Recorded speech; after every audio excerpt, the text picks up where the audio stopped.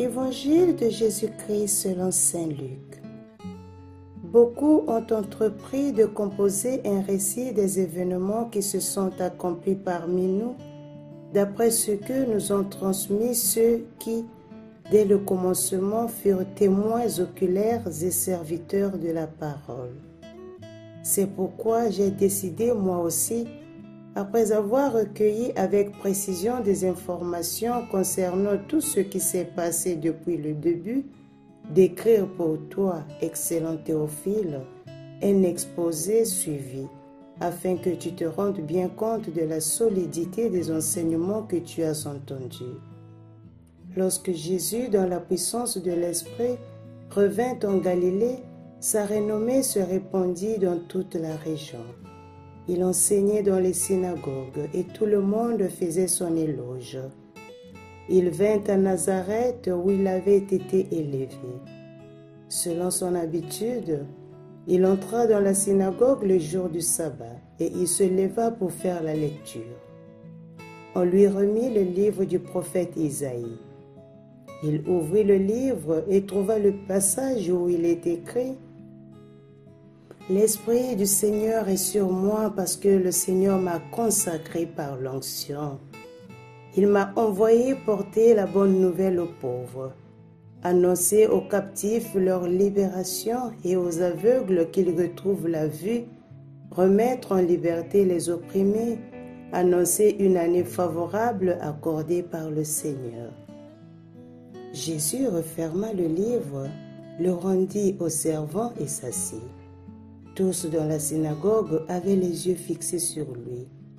Alors il se mit à leur dire « Aujourd'hui s'accomplit ce passage de l'Écriture que vous venez d'entendre. » Acclamons la parole de Dieu. Louange à toi, Seigneur Jésus. Nous sommes le corps du Christ, chacun de nous est un membre de ce corps, chacun reçoit la grâce de l'Esprit pour le bien du corps entier, chacun reçoit la grâce de l'Esprit pour le bien du corps entier.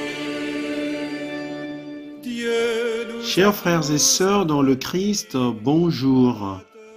Merci à tous pour votre présence, pour vos partages et aussi pour ce temps de prière. En ce troisième dimanche du temps ordinaire, l'Église célèbre le dimanche de la parole proclamé le 30 septembre 2020 par le pape François, avec le motu proprio Apero Utilis. Dans ce cadre d'écoute, d'accueil et de contemplation de la parole, don précieux qui est une lampe pour nos pas, nous sommes invités à ouvrir notre cœur à la dunamis, à la force qu'elle produit en chaque personne et dans la communauté rassemblée, comme dans l'assemblée convoquée par Esdras pour la lecture de la loi de Moïse, rapportée dans la première lecture tirée du livre de Néhémie.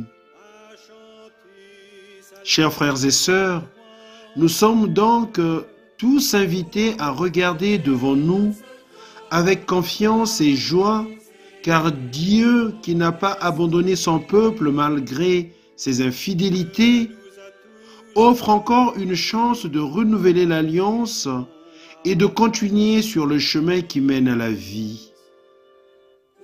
Et c'est dans l'unique corps qu'est l'Église, nous rappelle saint Paul, que nous pouvons nous reconnaître désaltérés par un seul esprit et qu'ensemble, chacun avec son don et dans l'harmonie de la diversité, nous pouvons chanter tes paroles, Seigneur, sont esprit et vie. Avec la conscience donc d'être les convoqués, les appelés, nous nous rendons à la synagogue de Nazareth, où nous dit l'évangéliste Luc, les yeux de tous étaient fixés sur lui, sur Jésus, qui se lève et va lire le rouleau du prophète Isaïe qu'on lui apporte. Le rouleau dans lequel on annonce que l'Oint est envoyé pour apporter la bonne nouvelle aux pauvres, pour rendre la vue aux aveugles, pour libérer les opprimés et les prisonniers, pour proclamer l'année de grâce. Bien-aimés dans le Christ, eh bien, le silence et l'attente soulignent les paroles que Jésus prononce. Aujourd'hui, c'est accompli. Peplerotai, verbe de plénitude, d'accomplissement. Aujourd'hui, cette écriture que vous avez entendue s'est accomplie. Littéralement, entrez dans vos oreilles. Aujourd'hui est la plénitude et l'écoute, le temps de la promesse qui s'accomplit en lui, en Jésus, le Verbe s'est fait chair. Le Verbe fait chair. Prenons donc le temps, chers frères et sœurs, en ce dimanche, en ce troisième dimanche du temps ordinaire, d'être à l'écoute de cette parole, d'être à l'écoute de nos oints qui nous transmettent cette bonne parole. Et prenons aussi ce temps de méditer avec tous ceux et celles qui nous sont proches, de méditer avec ceux et celles qui sont malades, de méditer avec ceux et celles qui sont dans le besoin, afin que nous soyons tous sur le chemin de la vérité, de l'amour et de la paix. Le Seigneur soit avec vous et bon dimanche à tous.